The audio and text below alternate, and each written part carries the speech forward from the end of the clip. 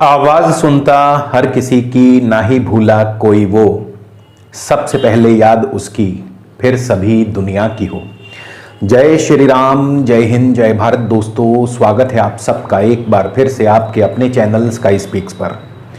आज हम बात करने वाले हैं धनु राशि के लिए जनवरी 2024 कैसा रहेगा। सबसे पहले तो आप सभी मित्रों को, भाई बंधुओं को नव वर्ष की हार्दिक शुभकामनाएं और ईश्वर से, प्रभु से यही प्रार्थना है कि ये नया साल आपके लिए मुबारक हो, शुभ हो और आप दिन दूनी रात चौगुनी तरक्की करें। ये साल और साल का पहला महीना जनवरी धनु राशि वाले किसी सुपरस्टार से कम नहीं होंगे। जी हां, बिल्कुल सही, क्योंकि जनवरी का महीना आपके लिए खास है, विशेष है। और किस प्रकार से होगा, क्यों होगा, हम बहुत डिटेल में एनालाइज करने वाले हैं। तो कहीं भी जाइएगा मत दोस्तों, आज का वीडियो शुरू से लेके अंत तक जरूर देखिएगा। और अगर आप चैनल पर नए हैं तो कृपया चैनल को सब्सक्राइब कर लें, बेल आइकन वाला बटन जरूर दबाएं ताकि कोई भी नया वीडियो मिस ना हो। पर्सनल कंसल्टेशन के लिए दोस्तों स्क्रीन पर नंबर दिया गया है, इस नंबर पर व्हाट्सएप के माध्यम से आप हमें अपना जन्म विवरण यानी आपका नाम, आपकी जन्म तिथि, जन्म समय, जन्म स्थान, आपका प्रश्न, आपकी समस्या लिख करके भेजें। आपको घर बैठे ही फोन कॉल या वीडियो कॉल के माध्यम से पूरा मार्गदर्शन मिलेगा। समस्या के उपाय व समाधान भी बताए जाएंगे, मगर शुल्क लागू रहेंगे। तो चलिए आगे बढ़ते हैं।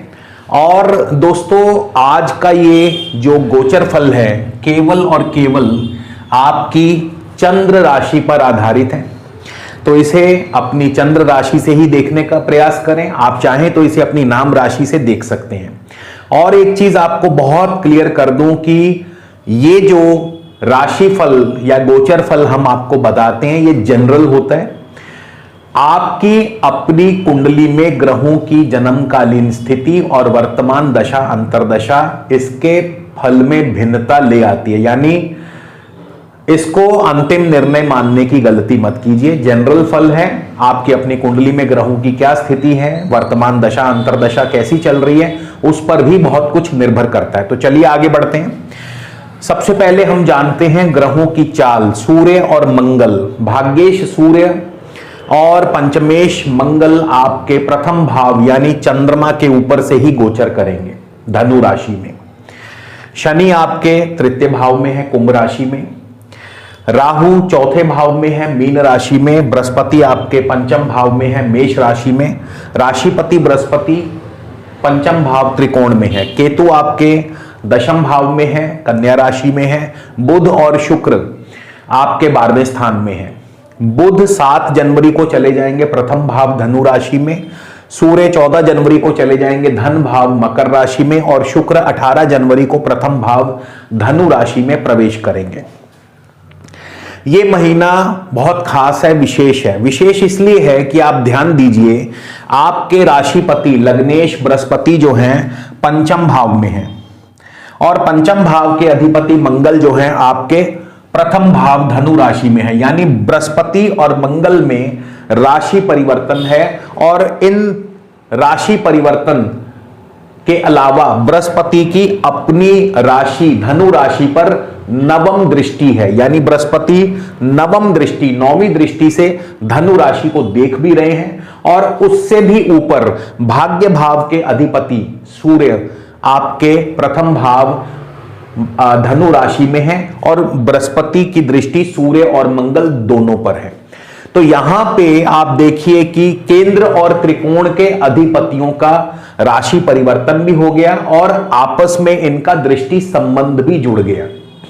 तो ये अपने आप में एक बहुत उम्दा योग माना जाता है, बहुत उत्तम योग माना जाता है। सूर्य मंगल का प्रथम भाव में होना, बृहस्पति की उन पर दृष्टि होना, ये अपने आप में बहुत ही अच्छा और शुभ परिणाम देने वाला माना गया है। अब इसके परिणाम क्या होंगे, किस प्रकार के परिणाम आपको मिलेंगे? तो सबसे पहले तो सूर्य का भाग्येश होकर के प्रथम भाव में आना। सूर्य हमारी आत्मा के कारक है, सूर्य हमारे स्वास्थ्य को प्रदर्शित करते हैं। तो बृहस्पति की शुभ दृष्टि रहने से आपकी सेहत, आपका स्वास्थ्य उत्तम रहेगा, अनुकूल रहेगा। आप अपने कार्यों को सफलतापूर्वक अंजाम देंगे, हर कार्य में आपको सफलता मिलेगी। स्वास्थ्य उत्तम रहने से आपका मन खिला खिला रहेगा, आपके अंदर उत्साह, एनर्जी, जोश की किसी प्रकार की कोई कमी नहीं रहेगी। आपके अंदर आप बहुत ऊर्जावान होंगे, बहुत एनर्जी रहेगी इस महीने आपके अंदर। हर व्यक्ति आपके व्यक्तित्व से प्रभावित रहेगा और आपके व्यक्तित्व से कोई भी अछूता नहीं रहेगा, यानी सब पर आप अपना प्रभाव जो है जमा पाएंगे। सूर्य सरकार के भी कारक हैं, सरकारी कार्यों से आपको सफलता प्राप्त होगी, सरकारी अफसर आप पर मेहरबान रहेंगे। सूर्य नवम भाव के स्वामी है, पिता की तरफ से आपको शुभ समाचार, शुभ फल मिलते रहेंगे, पिता की तरफ से फुल सपोर्ट रहेगी, पिता की सेहत भी आपकी बहुत बढ़िया रहेगी, पिता का स्वास्थ्य भी उत्तम रहेगा। इसके अलावा अगर आपको कोई छोटा मोटा रोग है तो वो भी आपका स्वास्थ्य जल्द से सुधार हो जाएगा, स्वास्थ्य में लाभ मिलेगा आपको।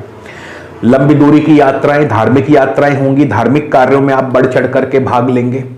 और नवम भाव धर्म का है, नवम भाव भाग्य का है, भाग्य आपका उन्नति पर होगा, भाग्य प्रबलता से आपकी फेवर करेगा।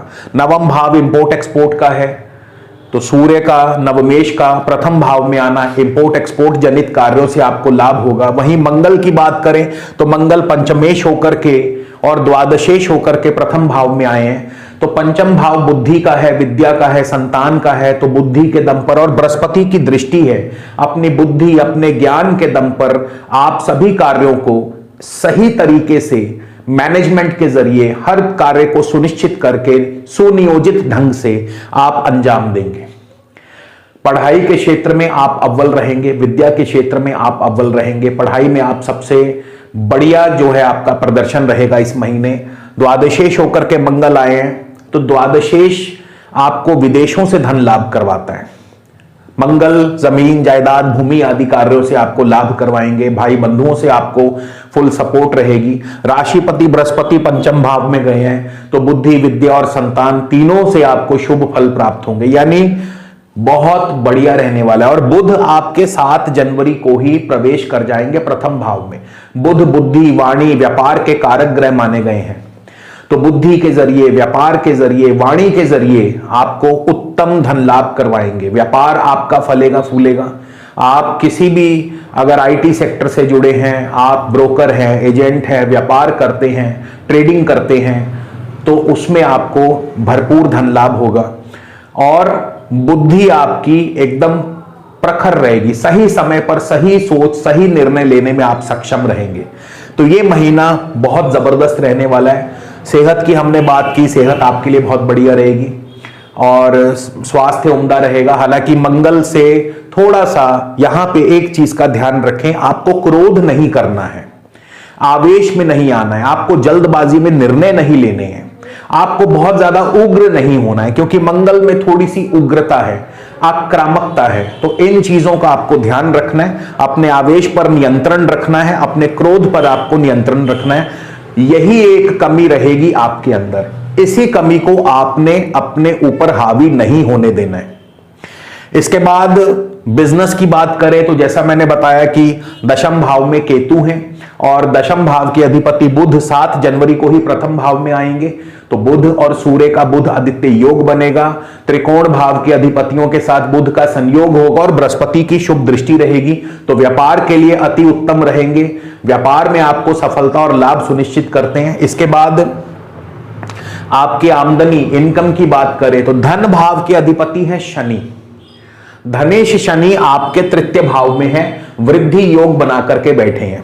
और इसके अलावा लाभ स्थान पर गुरु की दृष्टि है पंचम भाव से, तो शनि के माध्यम से क्या होगा कि लॉन्ग टर्म जो इन्वेस्टमेंट्स आपने करी हुई हैं उनका आपको लाभ मिलेगा, लॉन्ग टर्म इन्वेस्टमेंट से फायदा होगा। और बृहस्पति जो पंचम भाव से देख रहे हैं, तो आप अपनी बुद्धि के बल पर, अपनी विद्या के बल पर, अपनी नॉलेज के बल पर धन लाभ कमाएंगे, शेयर मार्केट से धन लाभ कमाएंगे, संतान की तरफ से आपको धन लाभ होगा, अचानक धन लाभ होगा। इसके अलावा व्यापार में, जमीन जायदाद, प्रॉपर्टी, सरकारी कार्यों में, इन सब क्षेत्रों से आपको धन लाभ के प्रबल आसार बनते नजर आ रहे हैं।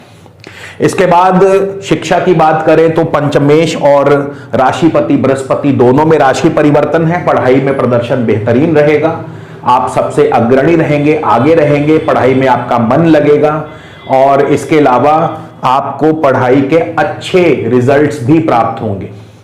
और इसके अलावा संतान के लिए भी ये बहुत अच्छी स्थिति है। पंचमेश और बृहस्पति का जो राशि परिवर्तन है संतान के लिए, संतान सुख की प्राप्ति करवाते हैं।